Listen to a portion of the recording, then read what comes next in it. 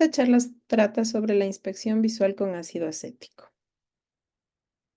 Mi nombre es Mónica Alexandra García García, soy especialista en ginecología y obstetricia, fellow del Colegio Americano de Ginecología y Obstetricia, docente de pre y posgrado de la Pontificia Universidad Católica del Ecuador, presidenta de la Sociedad para el Estudio y Progreso de la Anticoncepción SAG Ecuador, miembro de la Sociedad Ecuatoriana de Ginecología y Obstetricia SEGO, miembro de la Sociedad Ecuatoriana de Patología del Tracto Genital Inferior y Colposcopía.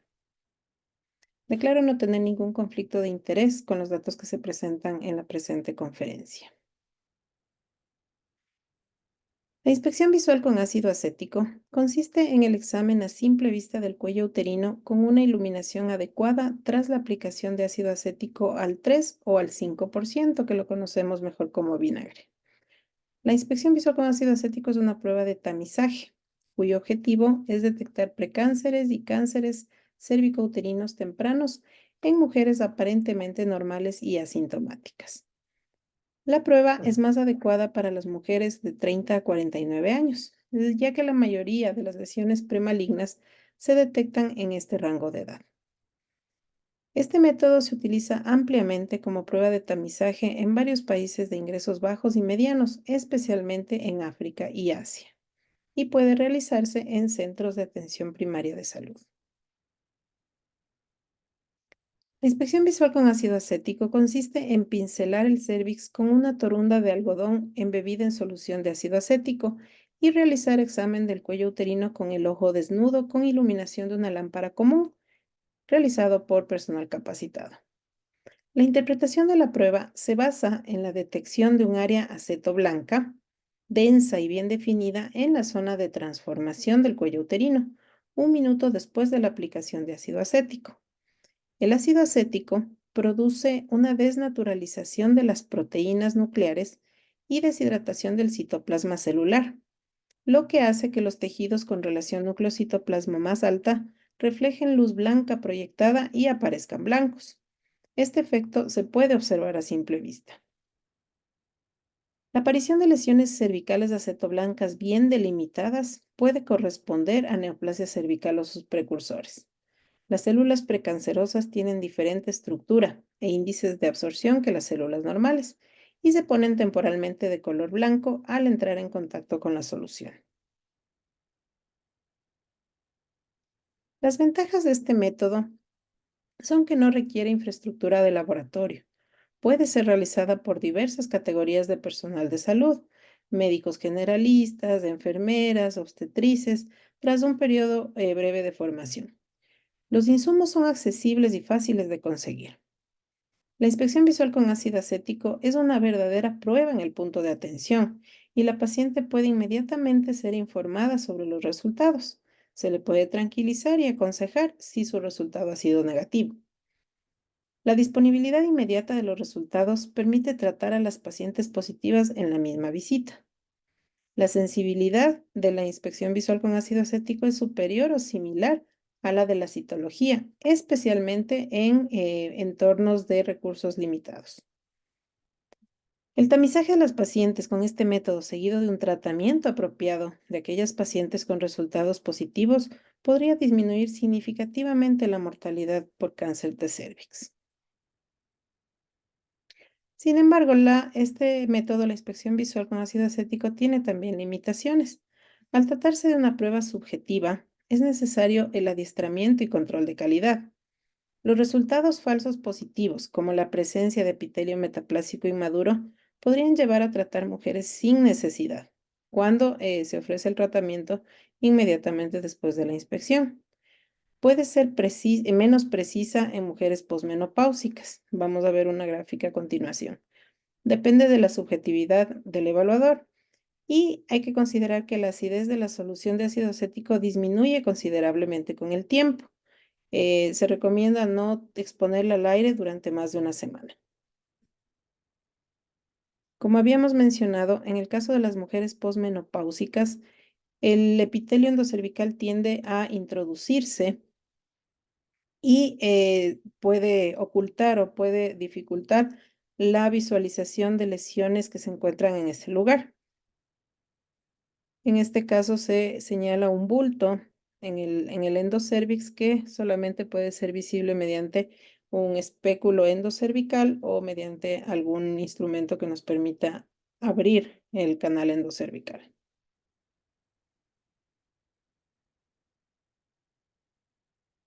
La inspección visual con ácido acético se recomienda como triaje de pacientes que tienen un resultado positivo en la prueba de BPH. La prueba de detección de BPH tiene muchas ventajas. Es mucho más sensible que la citología o la inspección visual con ácido acético. Por tanto, las pacientes negativas para BPH tienen un riesgo muy bajo de desarrollar cáncer cervical en los próximos 10 años. Por tanto, a diferencia de la inspección visual o la citología, que deben repetirse cada 3 o 5 años, es bastante aceptable examinar a las pacientes con prueba de BPH negativa cada 10 años.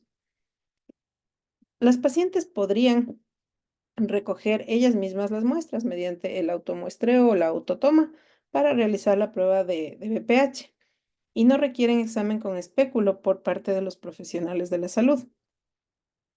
Entonces, la sustitución de la inspección visual de ácido acético por la prueba de detección de BPH podría ahorrar recursos para el programa de tamizaje.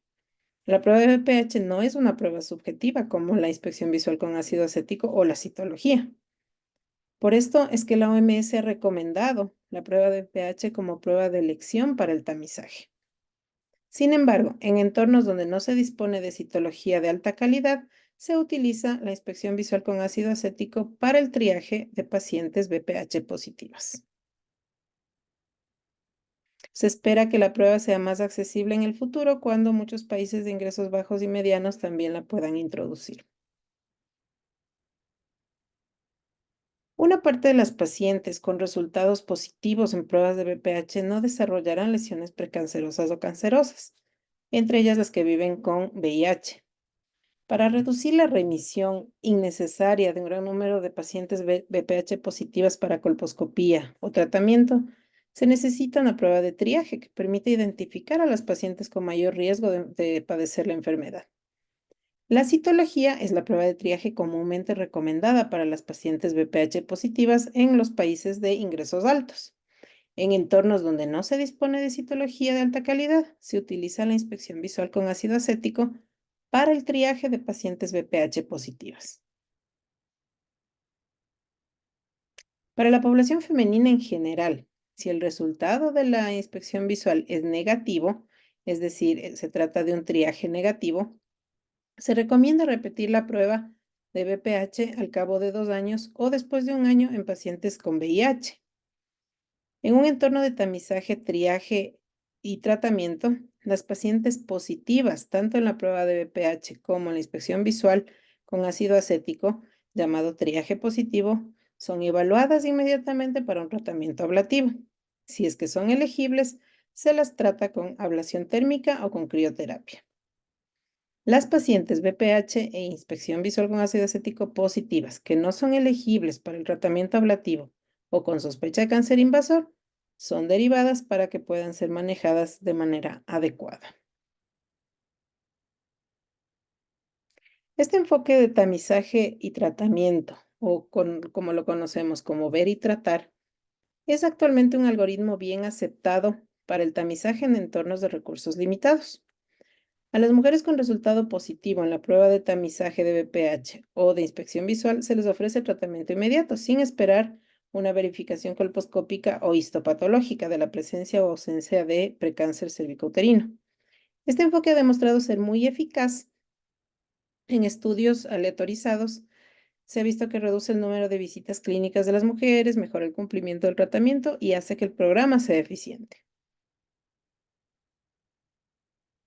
Las técnicas de ablación son más sencillas y podrían realizarse en un primer nivel de atención. Son menos costosas y tienen menos tasas de complicaciones. Por lo tanto, serían el tratamiento de primera elección en aquellos entornos de tamizaje y tratamiento. Pero no todas las mujeres serían elegibles para el tratamiento ablativo. Aquí podemos observar un diagrama de flujo de manejo para la determinación de elegibilidad para el tratamiento ablativo tras la aplicación de ácido acético en el contexto de tamizaje con BPH. Todas las mujeres BPH positivas Son tratadas con un enfoque de tamizaje y tratamiento. Se realiza el triaje con inspección visual con ácido acético y aquellas positivas em, se, se, mm, se visualiza si son elegibles para ablación. Entonces pueden ir a ablación térmica o crioterapia. Si no son elegibles, van a tratamiento por escisión, en el que se realiza un examen histopatológico para revisar el resultado. Si es que la paciente evidentemente ya tiene sospecha de cáncer, habría que derivarla para un tratamiento de especialidad.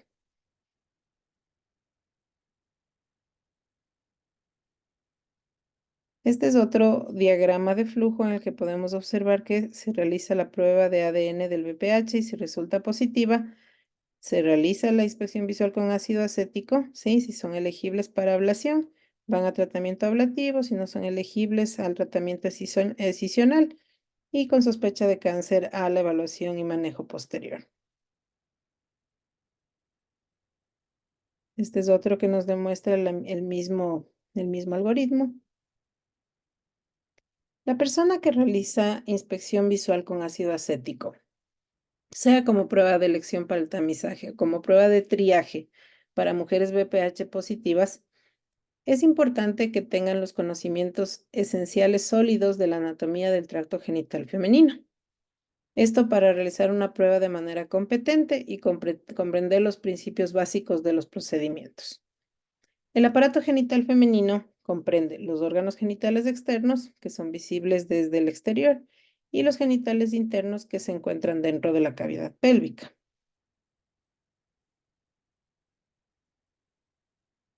Aquí tenemos los genitales externos, que lógicamente es importante observar: el monte de Venus, el clítoris, los labios mayores, la abertura de la uretra, los labios menores y la abertura vaginal. El cuello uterino es la parte inferior del útero y tiene forma cilíndrica. Su longitud es de aproximadamente 3 a 4 centímetros y el diámetro de 2,5 centímetros aproximadamente. Tiene dos partes: la porción supravaginal y la porción intravaginal o vaginal. La porción supravaginal es la parte superior que queda por encima de la vagina y no es visible mediante la examinación con el espéculo. La porción intravaginal o vaginal es la parte inferior del cuello del útero que penetra en la vagina a través de su pared anterior y es la que podemos observar mediante la colocación del espéculo.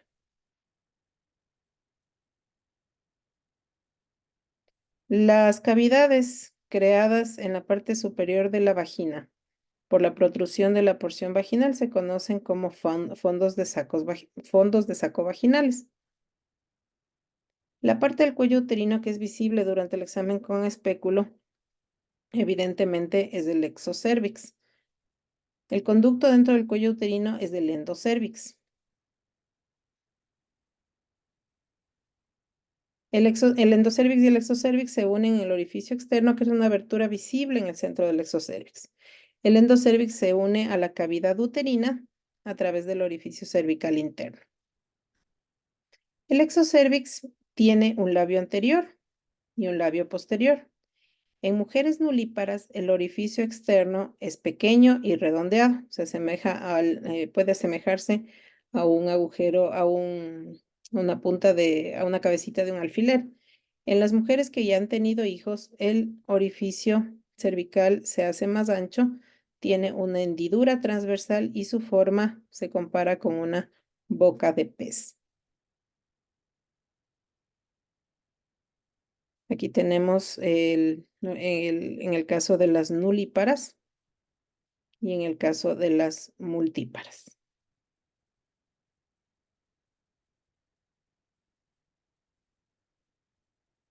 El conducto endocervical es un espacio columnar dentro del cuello del útero que se abre hacia la vagina a través del orificio cervical externo.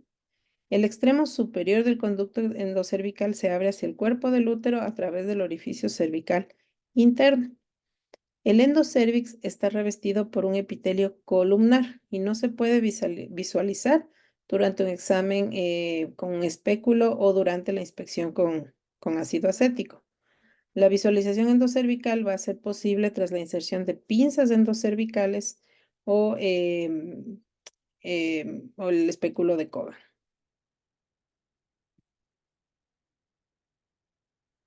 El epitelio cervical se constituye por un epitelio escamoso que recubre principalmente el exocervix, que es el que vemos acá. Es un epitelio escamoso estratificado porque se encuentra en diferentes capas. Las superficies externas de todos los órganos del cuerpo están revestidas por este epitelio resistente, conocido como escamoso. El epitelio columnar, en cambio, forma el epitelio columnar, que sería el epitelio rojo que se ve acá, es el que forma el revestimiento del conducto endocervical. Como podemos ver acá, epitelio escamoso. El epitelio escamoso normal tiene una apariencia lisa y cubre, como ya dijimos, el exocervix, que parece rosado porque,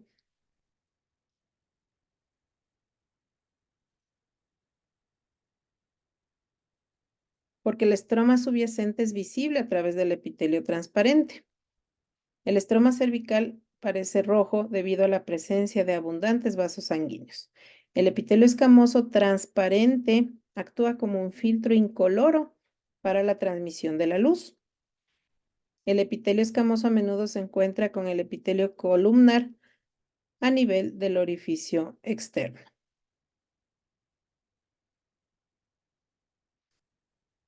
El epitelio escamoso está compuesto por unas 15 a 20 capas de células escamosas que están ordenadas en filas y separadas del estroma cervical subyacente por una membrana basal. Este epitelio multicapa es el que se llama estratificado. Cada célula tiene un núcleo en el centro y un citoplasma. El epitelio escamoso se divide en 4 capas: la capa basal, la parabasal, la intermedia y la superficial. La capa basal es una única capa de células redondeadas con núcleos grandes, de tinción oscuros y poco citoplasma que se asienta sobre la membrana basal. Las células parabasales son unas pocas capas de células con núcleos de tinción oscuros relativamente grandes que están situadas por encima de la capa basal. En la capa intermedia hay células poligonales con núcleos redondos pequeños y citoplasma abundante, que forman una capa entre las células parabasales y las superficiales. Y finalmente la capa superficial, que es la capa más superior, de células completamente aplanadas, con núcleos muy pequeños o a veces ausentes. En el epitelio escamoso maduro, el citoplasma de las capas intermedia y superficial, el es sustituido por glucógeno. Aquí podemos observar el epitelio escamoso.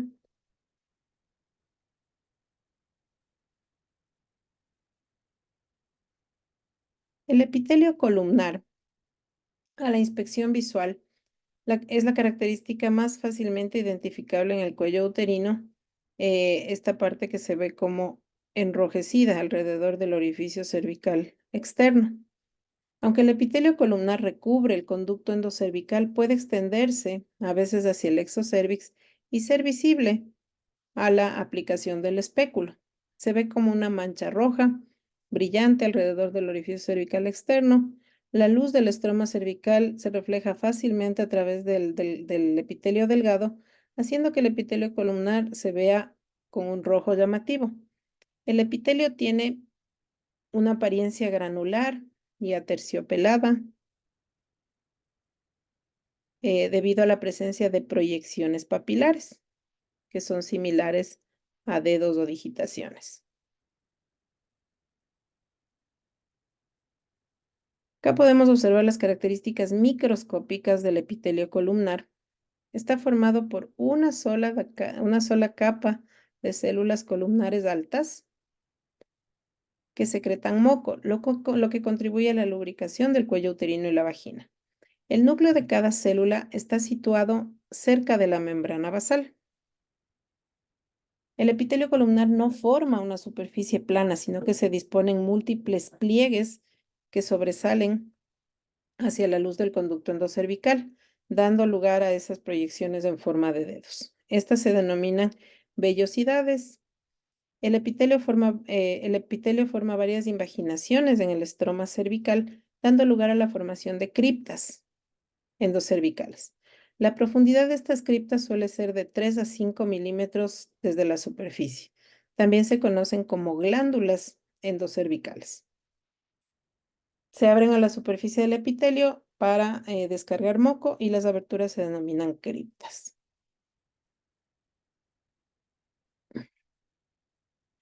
Acá tenemos la unión escamocolumnar. El epitelio liso de color rosado se une al epitelio columnar granular y de color rojo en la unión escamocolumnar o zona de transformación, que es un punto de referencia muy importante para que hay que identificar en el cuello uterino. La unión escamocolumnar suele verse alrededor del orificio cervical externo como una línea nítida, de demarcación entre el epitelio escamoso rosado y el columnar rojo. La ubicación de la unión escamocolumnar en relación con el orificio externo del cuello uterino varía en función de factores como edad, ciclo hormonal, traumatismos después del parto y determinadas condiciones fisiológicas como el embarazo o también ante la toma de anticonceptivos orales combinados. La identificación de la unión escamocolumnar es extremadamente importante, ya que casi todos los precánceres se originan en esta línea. La distinción entre el epitelio escamoso y el epitelio columnar se hace aún más notoria después de la aplicación de ácido acético en el cuello uterino, lo que hace que la unión escamocolumnar sea más visible.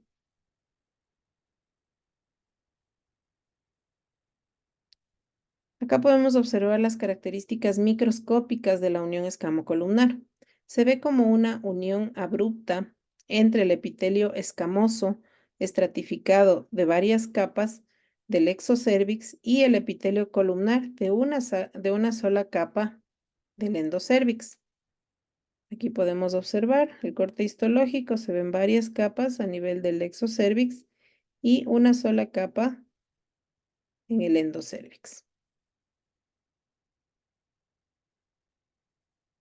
Es importante también conocer y reconocer los cambios fisiológicos del epitelio cervical, como el ectropion.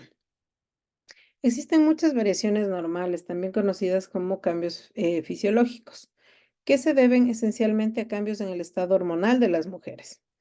Es importante que la persona que realiza la inspección visual identifique estas condiciones y distinga las variaciones fisiológicas de las características anormales del cuello uterino. En la menarquia y durante el periodo reproductivo temprano, perdón, em, los órganos genitales femeninos se agrandan por la influencia de los estrógenos. El epitelio cervical experimenta cambios graduales que pueden observarse al examinar el cuello uterino. Durante la infancia y hasta la menarquia, el exocervix está casi completamente cubierto de por epitelio escamoso y la unión escamocolumnar se encuentra cerca del orificio cervical externo. En la menarquia y durante el periodo reproductivo el cuello se agranda bajo la influencia de los estrógenos y esto hace que se vierta el epitelio columnar hacia el exocervix a una distancia variable del orificio cervical externo. Esta condición se conoce como ectropión o ectopia, que se puede ver que es visible como una mancha roja, aterciopelada, de tamaño variable. Es una condición fisiológica que no requiere ningún tratamiento y desaparece por sí solo conforme avanza la edad. La mujer en este caso puede quejarse de un flujo vaginal mucoide excesivo y a veces sangrados escasos después del coito.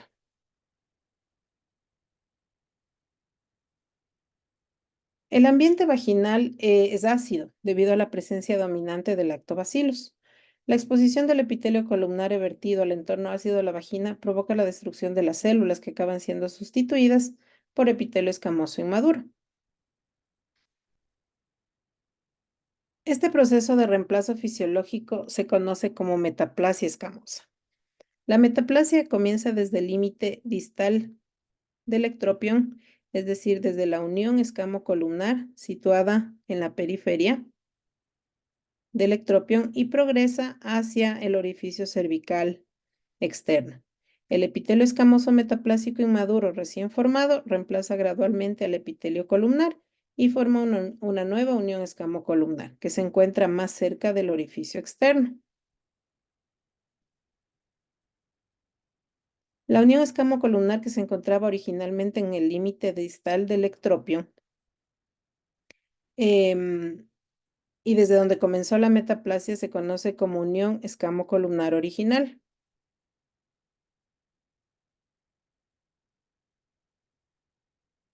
La unión escamocolumnar recién formada, que se encuentra más cerca del orificio externo, se llama unión escamocolumnar nueva.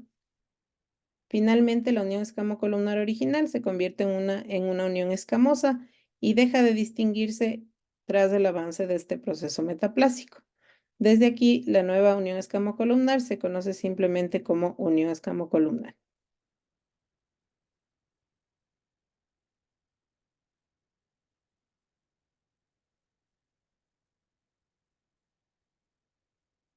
Durante el proceso de metaplasia escamosa, el epitelio inmaduro puede ocluir algunas de las criptas glandulares em, del epitelio columnar. Esto puede provocar la retención de moco secretado por las células columnares con la formación de quistes de Nabot, perdón, quistes de Nabot,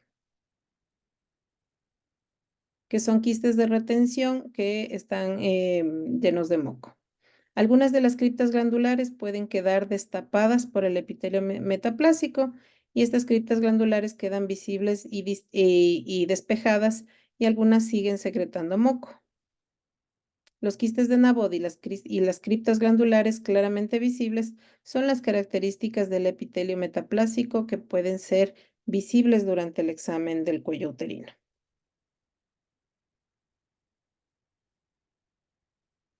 La zona de transformación que estamos observando acá es el área del cuello uterino donde el epitelio columnar fue reemplazado por el epitelio metaplásico.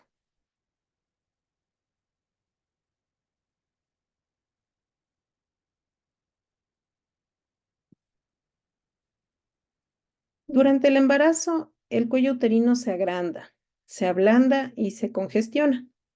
Debido a los altos niveles de estrógeno, se produce una hipertrofia del estroma cervical, lo que puede provocar un agrandamiento del cuello uterino.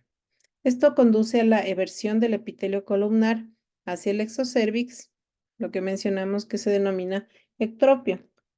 Dependiendo de la edad gestacional, la unión escamocolumnar se encuentra a una distancia variable del orificio cervical externo. El epitelio columnar aumenta la secreción de moco, dando lugar a una abundante producción mucosa y a menudo la formación de un tapón mucoso espeso. El estroma cervical puede experimentar cambios focales deciduales en respuesta a las hormonas liberadas durante el embarazo. Debido a estas reacciones, las criptas hipertrofiadas se ven como protuberancias polipoideas o pseudopólipos a nivel del cuello uterino.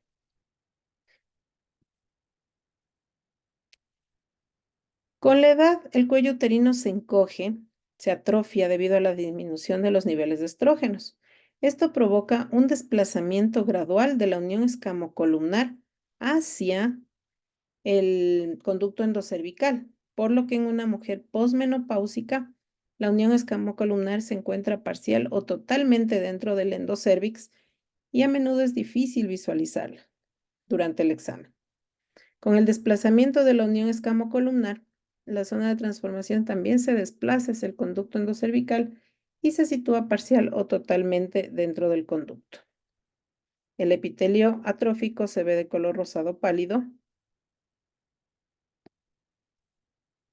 Los vasos sanguíneos del estroma son fácilmente visibles a través de este epitelio delgado y este epitelio es muy propenso a los traumatismos, perdón, lo que provoca hemorragias subepiteliales.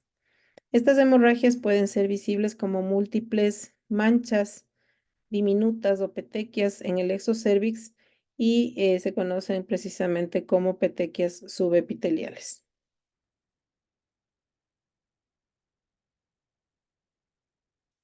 La zona de transformación congénita es una variante de la metaplasia escamosa en la que se produce una maduración excesiva de las capas más profundas.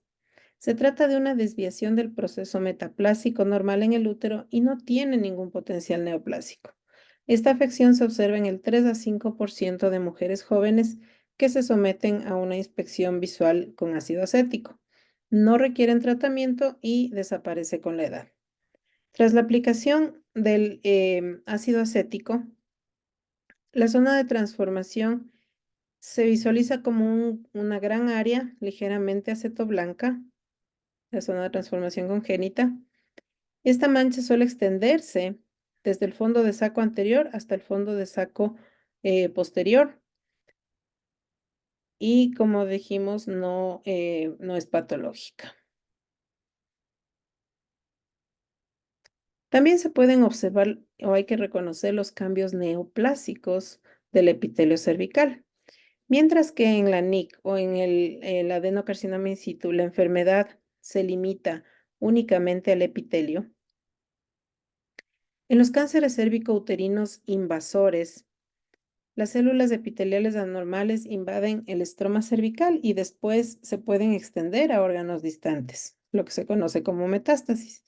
La mayoría de los cánceres, entre el 80 y 90%, se originan en las células escamosas y se conocen como carcinomas escamocelulares. Los adenocarcinomas se originan en las células columnares y dependiendo de la extensión de la enfermedad, se clasifican en estadios.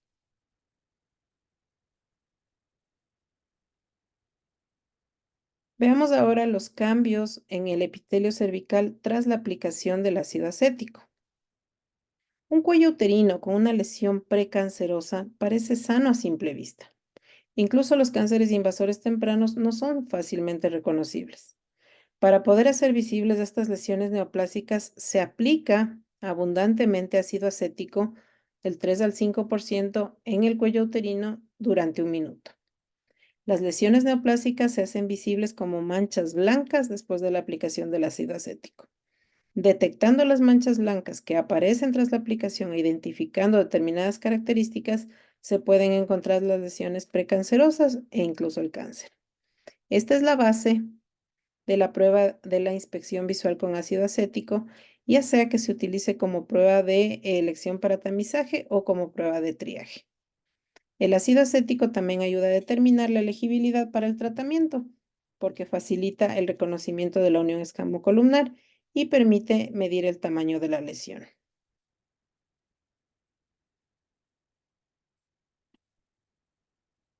¿Cómo cambia el ácido acético el color del epitelio anormal?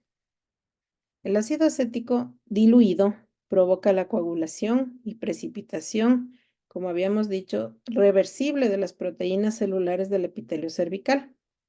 También la aplicación de ácido acético induce la deshidratación de las células, lo que produce o provoca el colapso de las membranas celulares alrededor del núcleo. El epitelio normal es transparente, pero tiene una apariencia rosada debido a la reflexión de la luz del estroma, que es rico en vasos sanguíneos. Hay muy poca proteína celular en las capas superficiales del epitelio escamoso maduro normal. Por lo tanto, cuando se aplica ácido acético, hay muy poca proteína para coagular y el color rosa normal del epitelio permanece sin cambios.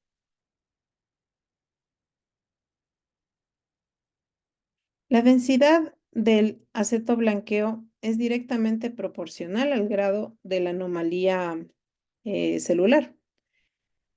Las anomalías de alto grado, como el NIC2 o NIC3, tienen más proteínas celulares y la reacción acetoblanca es intensa.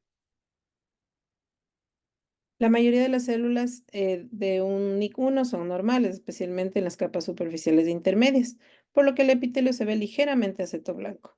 Pero los cánceres invasores tienen gran cantidad de proteínas celulares y el número de células anormales también es alto.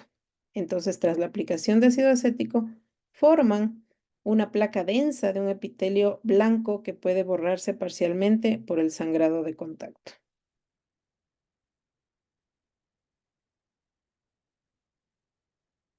Aquí podemos observar un área acetoblanca densa en una, en una anomalía de alto grado.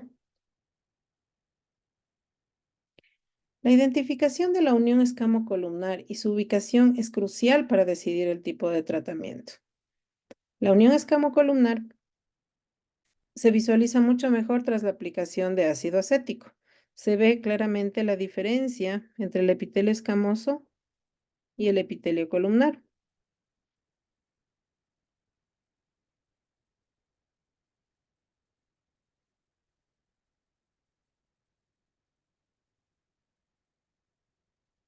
El ácido acético limpia además la mucosidad y hace que el epitelio columnar se vuelve edematoso, inflamado y prominente. La unión escamocolumnar a menudo se ve como una línea blanca definida tras la aplicación del ácido acético.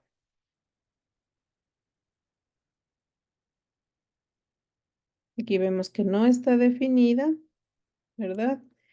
Y acá con la aplicación de ácido acético, sí se delinea la unión escamocolumnar y ya podemos ver estas manchas blancas que salen de la unión escamocolumnar.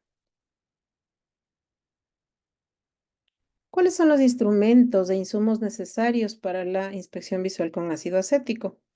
Una de las principales ventajas de este método es para determinar la elegibilidad para el tratamiento es que no se requieren instrumentos especializados, aparte de los que están disponibles en centros de salud de atención primaria. Además, los insumos no son costosos y son fáciles de conseguir. Los programas de tamizaje que apoyan el protocolo de tamizaje y tratamiento deben contar con servicios en los que se puedan realizar métodos ablativos como crioterapia o ablación térmica. Se requieren los siguientes equipos o instrumentos. Una mesa de exploración que puede tener pierneras o estribos. Se puede realizar la prueba sin embargo, se podría realizar la prueba en cualquier mesa de altura adecuadas para que la mujer pueda acostarse cómodamente y flexionar las piernas y las rodillas.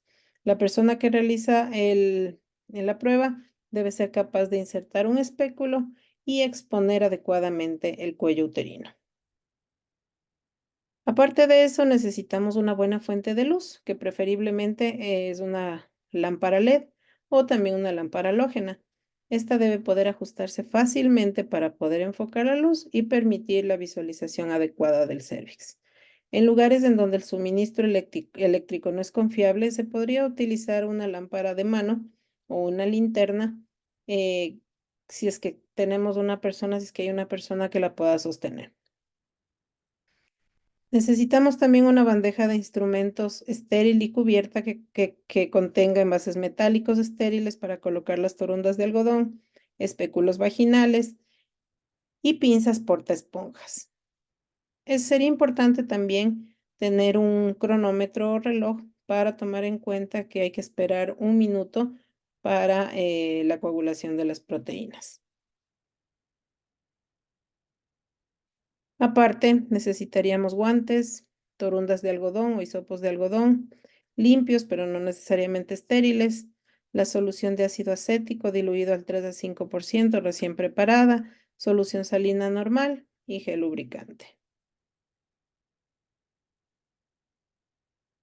¿Cómo se puede preparar una solución de ácido acético diluido al 5%? Se agregan 5 mililitros de ácido acético glacial a 95 mililitros de agua destilada. Si se utilizara vinagre blanco de mesa, habría que asegurarse que la concentración de ácido acético es al 5%. Y para almacenar, es importante tenerlo en un frasco bien tapado, ya que el ácido acético diluido sin usar es mejor desecharlo al final del día, como decíamos, no mantenerlo por más allá de 7 días.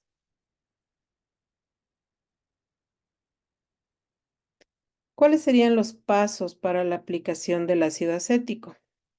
Tras un cuidadoso examen a simple vista, habría que proceder a la aplicación del ácido acético diluido al 5% de preferencia en todo el cuello uterino, con este algodón o con esta torunda embebida de ácido acético. Es importante aplicar sutilmente el ácido acético sin realizar mucha presión para evitar el sangrado, tomando una cantidad adecuada de ácido acético de forma que podamos lograr un charco de ácido acético en la hoja posterior del espéculo. Sumergimos el algodón en el charco de ácido acético y se lo aplica repetidamente sobre el cuello del útero. Esto ayuda a bañar constantemente o continuamente el cuello uterino utilizando la misma torunda de algodón. También se podría utilizar un hisopo de algodón o un pulverizador para aplicar el ácido acético. Hay que tener cuidado de no frotar la torunda de algodón sobre el cuello del útero para evitar lesionar, ya que el sangrado de la superficie va a dificultar el examen y la interpretación posterior. Además, tomar en cuenta que en las lesiones de alto grado el epitelio puede estar muy friable y se podría desprender fácilmente. Por este lado, el uso de un pulverizador se aconseja ya que evita el contacto directo de las torundas de algodón sobre el epitelio cervical y podría evitar este efecto. Retirar de a poco, retirar la torunda de algodón de vez en cuando para observar los cambios que se van produciendo en el epitelio. El epitelio columnar suele volverse blanco casi inmediatamente después de la aplicación del ácido acético, debido al blanqueamiento de los vasos sanguíneos. Después recupera su color rojo durante el procedimiento. Este blanqueamiento del epitelio columnar no debería interpretarse como positivo en la inspección visual. Un minuto después de la aplicación del ácido acético se interpretan los resultados en el epitelio cervical. Este es el tiempo necesario, como habíamos dicho, para que las proteínas se coagulen adecuadamente. Se debe mantener el cuello húmedo aplicando repetidamente el ácido acético, incluso después de haber pasado el minuto, ya que los cambios se visualizan mejor en un cuello uterino húmedo. No tirar la torunda de algodón ni tomar una nueva empapada en ácido acético. Es útil para manipular el cuello uterino y limpiar los restos de mucosidad. Vamos ahora a la interpretación de la inspección visual. Estos son los hallazgos que nos indicarían que la inspección visual con ácido acético es negativa. La ausencia de reacción acetoblanca. Las siguientes observaciones tras la aplicación de ácido acético se registran entonces como negativas. El epitelio escamoso en la ausencia de la reacción acetoblanca no muestra ningún cambio de color tras un minuto de la aplicación de ácido acético. Epitelio columnar de apariencia blanca. Como dijimos, el epitelio columnar se ve blanco inmediatamente después de la aplicación de este ácido acético. Esto se debe al blancamiento de los vasos sanguíneos subepiteliales por el efecto del ácido acético. Pero este color blanco se desvanece al cabo de unos segundos y el epitelio columnar recupera su color rojo original. Este blanqueamiento es normal y no debe considerarse como un IVA positivo. Los pólipos mucosos que sobresalen a través del orificio cervical externo pueden presentar un tenue acetoblanqueo debido a cambios metaplásicos en la superficie del pólipo y no se deben considerar positivos. Los quistes de Nabot, tras la aplicación del ácido acético, tienen la apariencia de botones o granos prominentes de color blanco perlado en la superficie del cuello uterino. Son hallazgos fisiológicos normales. El acetoblanqueo lineal en la unión escamocolumnar es normal, que se vea como una línea blanca prominente tras la aplicación del ácido acético. Áreas de aceto blancas mal definidas y sin borde preciso. Pueden aparecer estas áreas mal definidas sin ningún borde preciso, pero este cambio se observa en la metaplasia escamosa y no tiene ningún significado patológico. Las áreas ligeramente acetoblancas con proyecciones en forma de lengua hacia el orificio cervical externo. Como vimos, la metaplasia escamosa comienza en la unión escamocolumnar y progresa gradualmente hacia el orificio externo, formando estas proyecciones de epitelio metaplásico en forma de lengua, que tras la aplicación del ácido acético pueden verse como áreas ligeramente acetoblancas. También las áreas acetoblancas alejadas de la unión escamocolumnar. Generalmente estas lesiones son finas,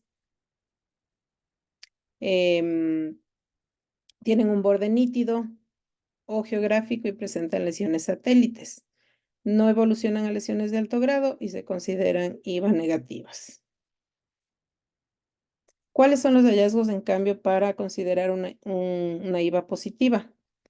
Áreas acetoblancas densas en la zona de transformación con bordes bien definidos. Los precánceres cervicouterinos de alto grado se presentan como áreas de aceto blancas densas y opacas en la zona de transformación, cerca de la unión escamocolumnar o adheridas a ella. Los bordes de las lesiones están bien definidos y pueden ser planos o en relieve sobre la superficie.